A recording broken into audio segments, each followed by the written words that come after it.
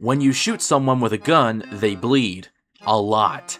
More importantly, the bullet inflicts physical trauma, giving it immediate stopping power. But what if, for some baffling reason, you decided that was too messy and wanted the bleeding with none of the other benefits? Of course, while your target is bleeding out, they can still fight back, so this is a stupid idea, right? Well, not according to Bethesda. Or me.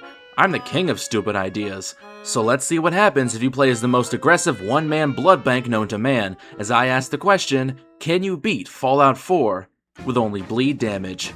The only way to inflict pure bleed damage are bleed-out syringes. Problem is, they cost materials to build, and I'm gonna need a lot of them to get through this. You don't want to watch me scavenge for fiberglass and oil for half the video, so I'm just gonna spawn them in with the console. Call me a cheater if you want, but I could just make a purified water farm to buy shipments of the stuff from vendors, so all this does is save me time. To make up for it, I'm only allowed to wear a lab coat, eyeglasses, and any kind of mask. I'm playing on normal difficulty with no companions at all times, and I must complete a few side quests that I feel fit my character. Now, enough stalling. Let's go practice medicine. For my character, I try to make him vaguely resemble a certain special medic, but with a few additions to make him look more psychotic. He gave himself that scar at a young age when his parents told him to turn that frown upside down, but now he's ashamed of it. His name is Dr. Nova Pain, by the way, because unlike Novocaine, he doesn't stop pain, he causes it. My stats are 3 strength for Armorer, 6 perception for VATS and the Sniper percolator, 6 endurance since lab coats don't stop bullets, yet, 3 charisma for Lone Wanderer, 6 intelligence since I experimented on my own head! 3 agility for Sneak, and 1 luck since crits don't affect the Syringer. After saying goodbye to my dead wife, I seal her back up so her body stays fresh and preserved. I then run through the vault like usual, coming across not only my glasses, but a Vault-Tec lab coat in one of the lockers. Since I can't equip it yet, I just have to run naked and afraid through the rest of the roaches until I can get my Pip-Boy and get out of there! I do the usual routine of looting everything on my way to Sanctuary, getting the workbenches in order, scrapping some things, and making a bed so I can heal. I then book it to Concord, where I quite ironically get the SUCK treatment from some giant organic syringes.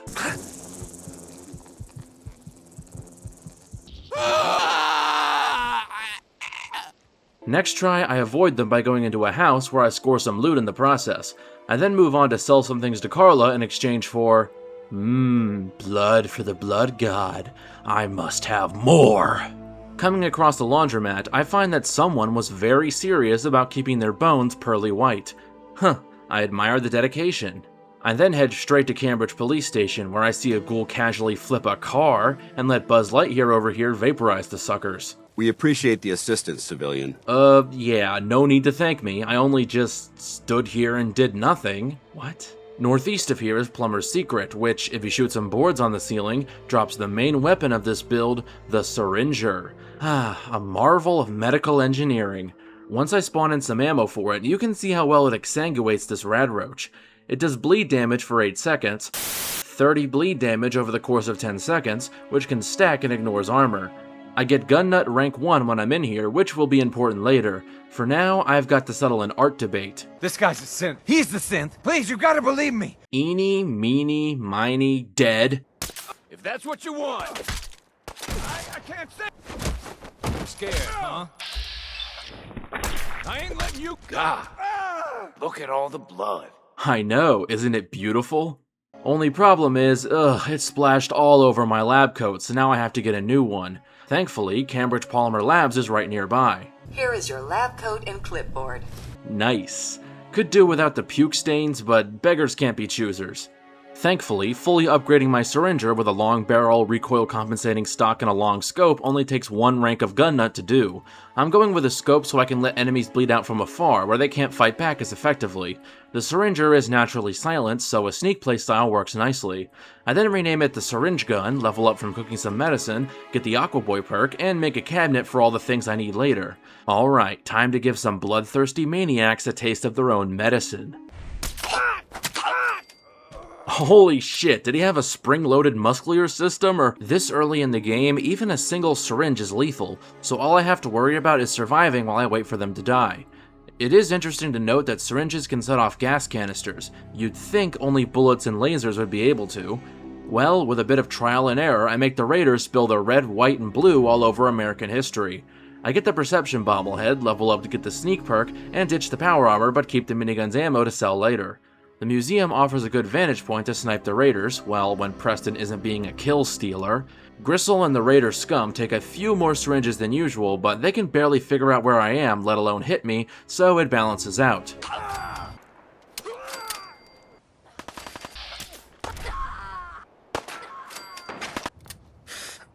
Another one for the Minutemen.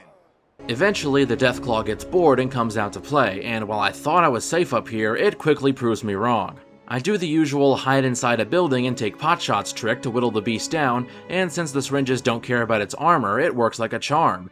Preston still steals my kill, however. Bastard.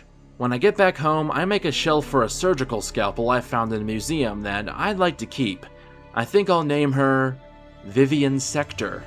Yes.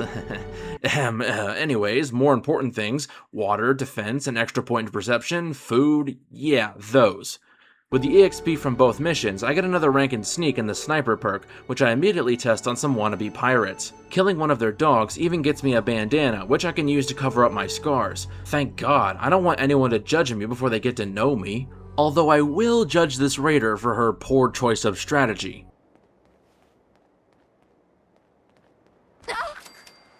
Giving Piper a friendly welcome jab gets me into Diamond City, where I see that Doc Crocker has been hoarding all the blood packs in town. This cannot stand, so I put everything he owns in a trash can and take it for myself. The detective who could find my missing boy is missing himself, so I'll have to follow up on that. But of course, doing science takes priority. You're gonna go out and find a bloatfly gland. Think I have something already. That a boy? Who's my favorite junior scientist? You are. Aw, yes I am. To do more science, I need intelligence, and what better place to find some than the library? I use Great Mentos to pass a charisma check that really should be a luck check. My ID number is, 1. Welcome, Mr. Mayor.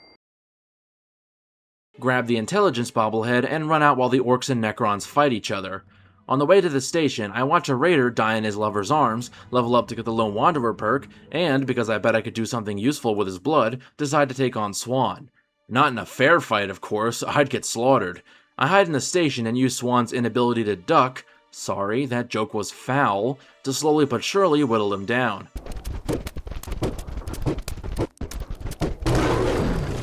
Consider yourself cured. Ironically, the Triggermen in the vault offer a much greater challenge.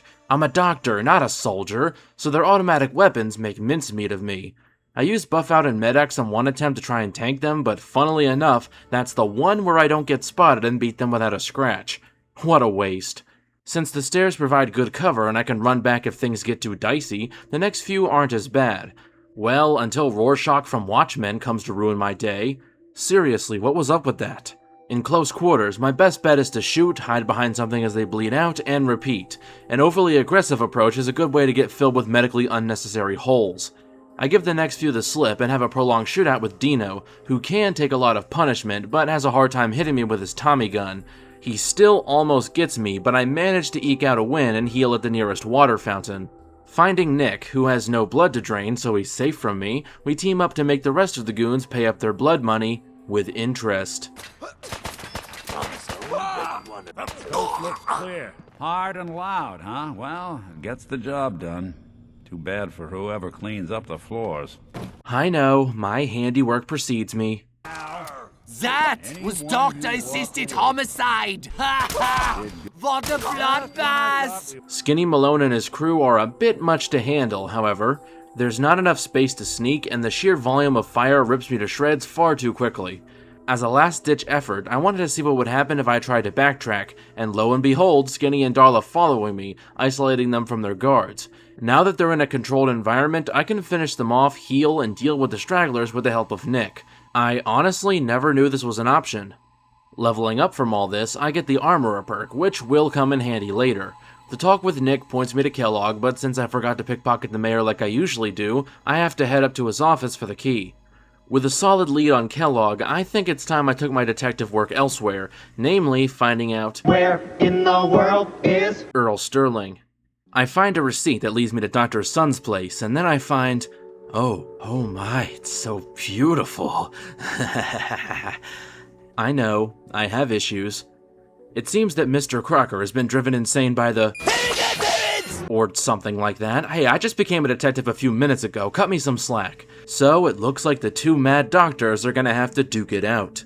Not fairly, of course. I jab him, leave, go back in, jab him, leave, and repeat until he's joined Earl with the worms. Well, it's over. Over? The most well-respected surgeon in Diamond City is dead, his patient is in pieces, and all you have to say is, it's over? Yes, I guess it is. Looks like it'll be a closed casket funeral. Reporting this news in the most sensitive way possible, Earl's not doing a lot of running anymore. Being chopped to bits by Doc Crocker will do that. levels me up, where I get an extra point in intelligence. Again, it'll be important later. Speaking of which, I might as well reveal why I got the Armorer perk, Ballistic Weave. You probably saw it coming, but yeah, it's gonna be vital to this run's success. So I might as well get a head start by going to the church right away, not before stopping by Goodneighbor. Hand over everything you got in them pockets, or accidents start happening to you. Big, bloody accidents. Hey, only I'm allowed to make those. Alright, I guess Hancock can have a turn too. After buying ballistic fiber from Cleo, I realized that I'll need a nap at the hotel to heal up. However, I might as well share my secrets of the blood arts in the meantime. 200 years, and you're still perfect. How's that possible? Well, you kill enough people. Sooner or later, something's bound to make you immortal. I've never studied ghoul blood, so he'll be a useful addition to Sanctuary. A quick dash to the church and some ghouls sucked dry later, I meet up with the Railroad, a secretive organization that fits very well with my Sneaky beaky like. build. Sounds like I have a stalker. And I like it, keep going. They want me to clear out their old base that has been overtaken by synths to grab a prototype. There's just one problem. The syringer doesn't work on robots. Now, you may be saying, well, no duh, but hear me out. Bleed damage like from the wounding effect or certain melee weapons does affect robots, presumably by making them leak Coolant at an alarming rate. It's just the syringer specifically that has no effect. This might bite me in the ass later on, but I do have ways around it in mind. Thankfully, Deacon can pick up the slack for now as he's immortal, so all I have to do is wait around a bit for him to kill the synths. After getting the prototype, I don't bother fighting the ones outside, I just book it the hell out of there. Now that I'm in, I pick the most fitting code name, Call me Professor. vacuum up everything of worth, watch Carrington chop meat without making it smaller somehow, and introduce myself to the fellow doctor. It would have been nice if she had consulted with her second in command, but what's done is done. Since you're here now, we might as well put you to work. You guys recruited me. I don't need your attitude. Charming. Old Man Stockton needs help with the runaway synth. Headquarters, as always, puts out the fires that others can't be bothered to put out themselves. The paranoid old bat won't even tell us the problem. So, is there anyone you like? Oh, I wasn't aware we were competing for congeniality awards. Look, man, from one asshole doctor to another, you gotta step up your game. How about a more threatening name, like Dr. Carrion? Yeah, that works. And get some goggles and spiky hair, and forget it. You're a lost cause. On the way to Bunker Hill for my next mission, I get attacked by some flies, so I let the world's most expensive pest exterminator deal with them. Gives a new meaning to the term at a minute's notice. Also, I didn't know this until now, but you don't actually need the dead drop to do this quest. You can go straight to Old Man Stockton.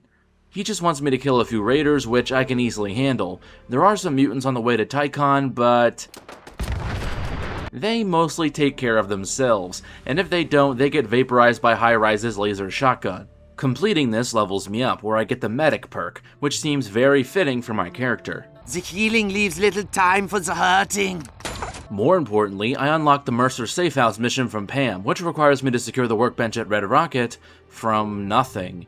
No mole rats or other baddies, just nothing. Well, that was easy. This leads up to... Whoa! Terry? Where's Terry? well, that, but also Pam's DIA cash missions. Unfortunately, the mutants at the hospital are just too much for me to handle. I get rank 3 of sneak while I'm here, but even with a stealth boy, they sniff me out in no time. This is why it's important to take baths in the wasteland. Well, I didn't want to use my get out of jail free card this early, but it seems I have no choice.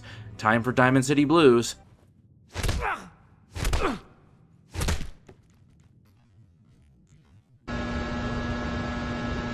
Or not. I instigate a fight between Cook and Paul, and while he's distracted, pump Cook full of syringes. As Paul is nearly dead from the fight, I finish him off so there's no loose ends, in glorious slow-mo, no less. Beautiful. As for the chem deal, well, stealth doesn't really work, and you can't steal from the crates until you take them all out, so I'm just gonna have to brute force it with, ironically enough, more chems. By hiding behind a pillar, taking pot shots, and healing when possible, I can chip away at them until only Trish is left, who I also kill because no witnesses. I use an antifreeze bottle from the railroad to make berry mentats, down them, and then craft all the chems together to level up and get rank 2 of Armorer. Oh yeah, it's all coming together. I put the chems to use right away, as Jet lets me sprint through the mutants and find the cache before they can kill me, thus unlocking The creme de la creme ballistic polymer weave. With it, I armor my lab coat, giving it 65 damage and energy resistance, officially making Nova Payne's lab coat. There's just one more thing I need to complete my ensemble, but we'll get to that later. For now, I accept a mission from Hancock to scout out the Pickman Gallery, which is uncomfortable post-coitus quiet. As you can see, while my lab coat is a huge improvement, I'll still die rather easily if I'm not careful. It doesn't help that one of the raiders has an irradiated submachine gun that forces me to waste a bunch of Rad-X and Radaway. Perfect. He's an asshole. Now that I can explore this place, I have to say, I like Pickman's style. Interesting combinations.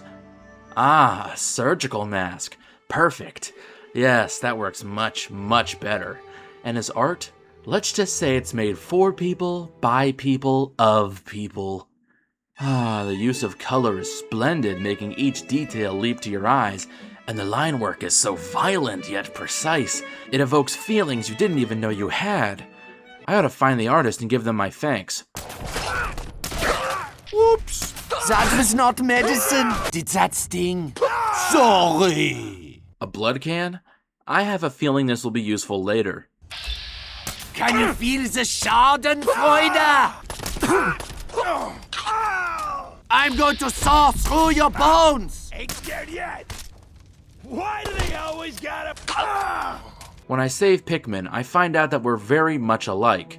We both see the human body as the canvas and blood as the paint, and we both agree that the healing is not as rewarding as the hurting. Pickman sees this too and gives me a special gift, but no gift would have been greater than his friendship.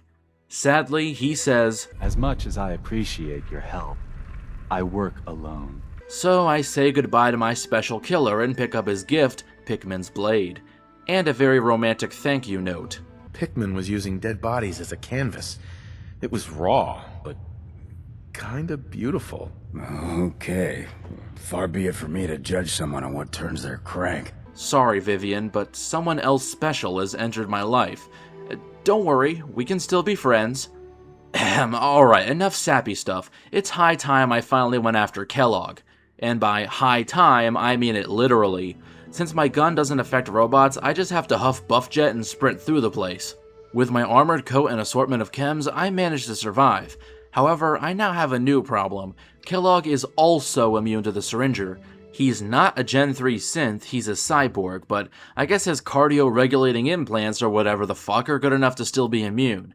While I could use a glitch to get a companion in here, dismiss them, and have them kill Kellogg, as has been done in other runs, I don't feel like wasting my time. So I just give him a really bad tan and move on, failing the challenge and proving that no, you cannot beat Fallout 4 with only bleed damage. So, a murderer and a kidnapper gets his brains blown out by an avenging parent. Actually, everything got blown out, at once. I'm surprised there were any brains left to analyze. As I just proved how valuable chems are, I get the chemist perk to make them last longer.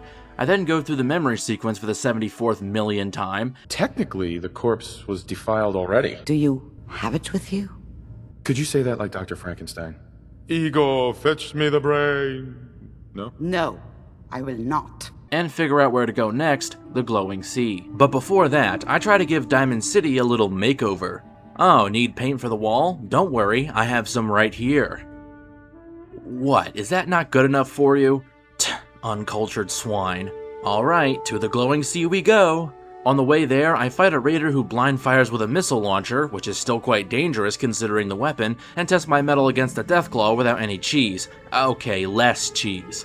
I find a trailer where I can pop out, fire, and hide before I get eaten, but I still have to be quick about it. Eventually, the beast flees, which gives me a perfect opportunity to finish it off. Deathclaw blood will be quite useful for my studies. Since the universe hates me, I have to fight a Yao Guai immediately after, and while it's quite hard to dodge, it doesn't do nearly as much damage. Okay, fuck this. I run straight to the crater, making sure not to upset anything on the way, and while I would like to dissect the Children of Adam to learn how they're immune to radiation, I play nice with them to learn Virgil's location. There is another Deathclaw outside his cave, but I've already proven I can deal with them. I use the rough terrain to confuse it and give it the ring around until it eventually falls. I have a chat with Virgil, and since I'm something of a scientist myself, I agree to help him find his cure in exchange for getting me into the Institute. I get rank 2 of Chemist, and since I discovered Tychon earlier, I can head straight to Green Tech.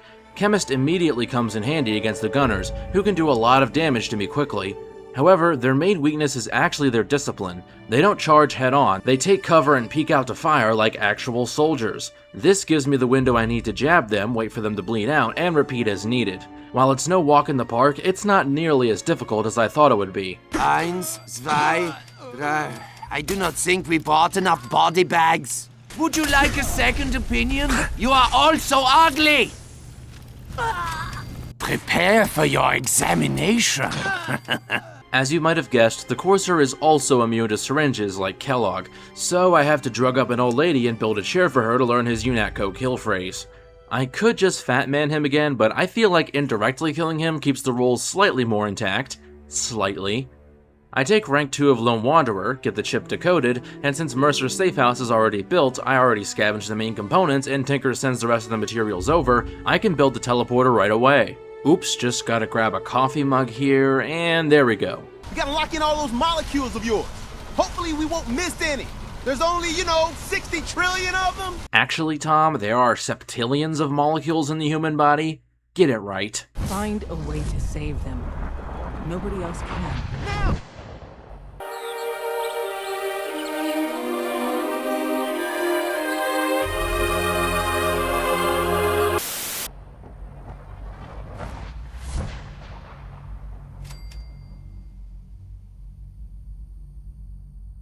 Welcome to the Institute.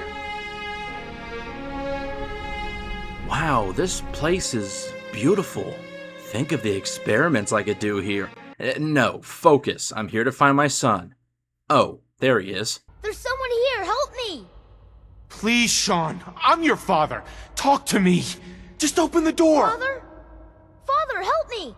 He's trying to take me. Aw, come on. Who wouldn't trust this face? Recall code Cirrus. Oh. Oh, that was just a really fucked up experiment. And you're a doctor. I'm a doctor who likes fucked up experiments. And you're my son? I'm so proud of you, boy.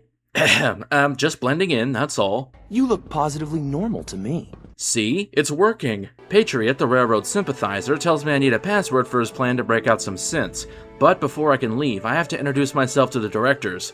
First one is Clayton, head of bioscience. We cultivate highly specialized breeds of flora for use in food and medicine. Did you say medicine? Huh. Well, even that's not enough to make me side with you. I think. I need to get my mind off this. Let's go grab the cure for Virgil. The turrets I just run past and use terminals to shut off. The Assaultron, on the other hand, I have to use Robotics Expert to shut down and blow up. It doesn't count as a kill in the stat screen, so I'd say it's fair game. This is why I got that extra point in intelligence, by the way. Also, side note, this is one of the few weapon mods you can actually find out in the wild, and it's for a pipe wrench of all things. Wonder if there's a story behind that. Grabbing the cure, I introduce myself to Lee and Justin next. Kind of disappointed you can't bring up the fact that you used the recall code, but whatever. Finishing up with Allie, I level up to get rank 2 of Medic and get a mission from Father to retrieve a rogue synth. I report back to Dez about what I saw, but she doesn't seem too impressed. The Institute is paradise. Healthy people, clean, plenty to eat. A paradise built on the backs of slavery is no paradise at all. She tells me where I can find the password at Cambridge Polymer Labs, the place where I got my lab coat.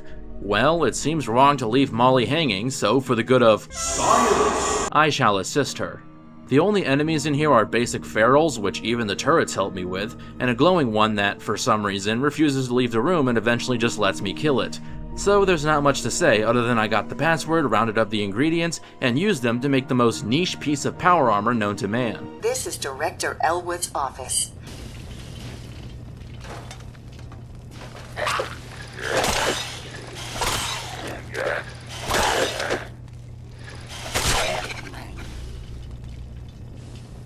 Sir, wonderful news! The Nucleostrictive Blading Project has finally produced a working prototype. Shutting down. With that dealt with, we're ready to start the revolution, but a revolution is only a 90-degree angle without weapons. So I gather all the ones I've collected so far. The Deliverer, a radiated machine gun, Kellogg's pistol, some combat rifles and shotguns, etc., and put them in the footlocker. Only problem is, they don't actually use them, they just stick to knives, meaning it would take ages for them to whittle down the guards. So, out of pure stubbornness, I repeatedly reload to reverse pickpocket the weapons and ammo on the synths, and drop some on the ground in case they want them. It still takes a while for them to win, but the process is much, much faster this way. Just forget about all the time I wasted setting it up. To further earn the Institute's trust, I swim over to Libertalia to get Gabriel back home. I try my best to snipe them from a distance, but they're quite vigilant, tough, and move around too much. Infiltrating the flotilla directly isn't such a good idea either, but trying to swim away to recoup doesn't go much better. What the? Eventually, I just end up using some chems and cutting through them with brute force. I have more stimpaks than I know what to do with, so by sheer attrition, I can reach the top, where I proceed to shut Gabe down and, before his lackeys can react, pop a stealth boy and take them out as well. Your quarters are You said that a little early, mate. Now for the Battle of Bunker Hill, where Father wants me to capture 4 escaped synths, while the Railroad wants me to save them. I try convincing them it's a bad idea to blow our only shot at cover over this, but they don't listen. That's unfortunate as my syringer doesn't work on coursers, as established before. On a positive note, I give Virgil the serum and even exchange some techno-babble with him. Transcriptive exon strands have formed. Has the, reverse transcriptase survived the nucleotide synthesis? Excellent question. Yes. Yes, it has. Fascinating. No. Did you mean that as a joke? What? No, that wasn't sarcastic. What gave you that impression? While we wait for that to cook, I realize that if I'm going against the Institute, I'm gonna need another sterile place to practice my medicine. To that end, I talk my way into Vault 81 and get lied to on the way to the elevator. No signs of radiation. Impressive. Would you mind donating some medical samples? Even just a blood sample. Ooh, a blood sample? That's right up my alley. Just take the syringer here and the syringe there, shoot me with it, and... Oh, you're no fun. Let me show you how to do it. After that, it seems that one of the kids has a problem with a runaway cat, so I solve it with the power of horrible voice acting. Ashes, go home. Erin misses you. Seriously, no cat on Earth is being convinced by that. While I was gone, however, one of the kids in the vault got bitten by a mole rat and fell ill. Luckily, I might be able to find a cure in an abandoned lab. The lab is filled with mole rats, but they barely tickle me past my armor, so they're not a problem. Well, except for Schrodinger's mole rat, who was both there and not at the same time.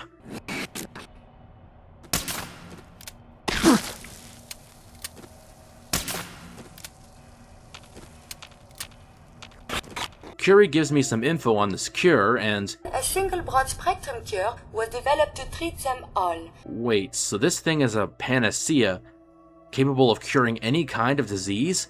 My god, if I could replicate this... You know what?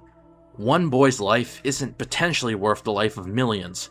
Sorry, Austin. He can die for all I care. What's one more dead child in this world? No wonder we don't let many Commonwealth people into the vault. You are a cold, selfish bastard. Get out of my sight. I have Curie as a lab assistant, so with any luck, my genius will be realized. Don't make me regret letting you in here. Do us all a favor and behave yourself. Hope you're not making any trouble. Now for the Battle of Bunker Hill, and as it turns out, you don't need to kill the Courser to do the Railroad questline. Even if you send the synths back, the Railroad doesn't seem to care. Heh, glad they came around. After a quick rooftop chat... Sean, you need to know. I still love you. I can see that you do. I'm brought in for a meeting where my son reveals He's dying. He names me his successor, much to the other director's disdain. He isn't one of us. He isn't even a scientist. Hey, I take offense to that. Well, no time to mope or complain. I have a beryllium agitator to get. I use Jet to rush in and grab the ID and password before the Brotherhood can stop me, then jump into Good Neighbor's load zone, land safely due to Bethesda fuckery, and sprint to the elevator with, you guessed it, more drugs. I can use Rad-X to just barely survive the agitator, but now I have to take out all these robots to proceed. Thankfully, Robotics Expert makes this a breeze. Turn swiftly and fairly. Protect and serve.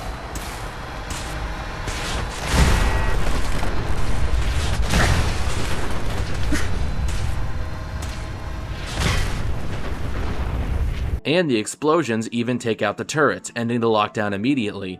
Next on the list is getting a genius from the surface to work on the thing, but as it's been a while since I gave Virgil that cure, I decide to check up on him first. Hey, you look right as rain, and somehow it even fixed your lab coat. I'm not gonna ask questions, just happy that I helped a fellow scientist. However, there's one last sample that could prove useful for my research.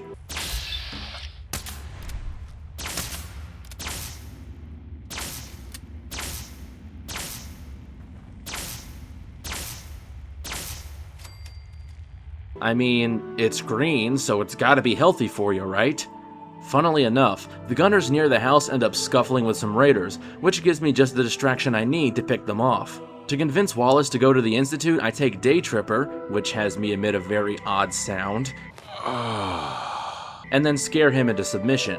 I now have to deliver a speech to the Commonwealth. Okay, Novocaine. Deep breaths. You got this. We're here. And we are. Queer! Oh, come on, I can still make that joke. After a bit more busy work, I reckon I don't have to go over again. I find out the Brotherhood is trying to turn the railroad into the little engine that couldn't, so I head over right away to stop them. Turns out that fancy power armor can't stop tiny syringes from piercing them, somehow, so that, combined with backup from the railroad, scores me a win. As I go to check on Glory, Dr. Carrion follows me out, but when she actually needs medical help, he's nowhere to be seen. Ugh, typical. While I have to use attrition to take out the first few, the next I play smart by using a stealth boy and trying to keep my distance. Even still, they can detect me fairly easily, so I have to be careful. For the last ones, I provoke them, then lure them into the tunnels and hide so I can snipe them from around corners. With enough patience, I clear them out, and now I need to do the same things at the police station so we can hijack a vertibird. Again, I begin by sniping the Brotherhood while Tinker, Tom, and Deacon provide covering fire, then head into the station to clean things up. While close quarters make it a bit more dicey, I have so much medicine at this point that I can just tank through it. None of the super elite units spawned in here, and my friends can take care of the rest, so it goes fairly smoothly. The vertibird defense on the roof is a different story. As you'd expect, vertibirds don't take bleed damage, and it's very hard to hit the pilot even with VATS, meaning I have to use my criticals wisely. The units they send down can shred through my health pretty quickly, I have nowhere to hide, and even without the Lancer, the vertibird can still use their main guns. Eventually, Deacon goes full Glory, picks up a minigun, and uses it to shoot down the pilot and send the plane out of the sky. Okay, I'll admit that was pretty badass. Before infiltrating the Prydwen, I get one last rank of sneak and pop a stealth boy. Surely this, combined with my lab coat's low weight and all these covert ops magazines, should be enough. Never mind. I end up just having to pop Jet and run like hell to attach the bombs and bolt. Not the most graceful method, but it works all the same. Shit! Whoa. Now that's a hell of a thing. Rest easy, Glory. Oh boy, I can't wait to see how Sean reacts to this. But these people, with their twisted ideology, they seek to undermine everything the Institute stands for. I don't know. They are my friends in a way, but this place is so advanced. I could do so much medicine, improve humanity itself. I can't let that go to waste. I'm sorry, everyone. Sam!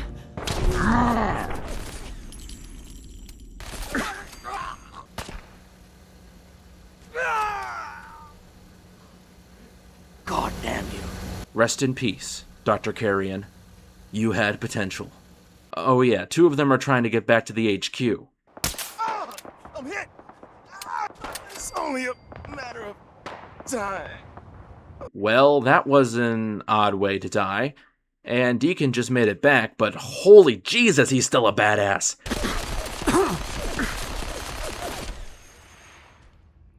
Not enough of a badass, I guess. Well, with the Institute's greatest enemies defeated, my samples collected, a lab assistant found, and the Hippocratic Oath violated several times over, I talked to my mad genius son one last time before he kicks the bucket, proving that no, you cannot beat Fallout 4 with only bleed damage. That's how I lost my medical license. Hey everyone, thanks for watching yet another video. If you liked the video, leave a like, hype if you're on mobile, and subscribe. If you didn't like the video, leave a dislike and give constructive criticism so I can improve.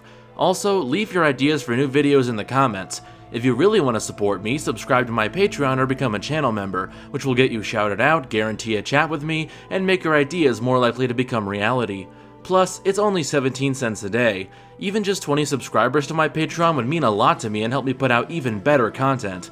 And if you ever wanted my weird Mobius strip face plastered on your chest, you can check out my merch store, which is linked in the description. Check me out on Reddit or Discord if you want to chat, or check out my second channel, The Loophole, for some extra content. This is Causal Loop signing off. Peace.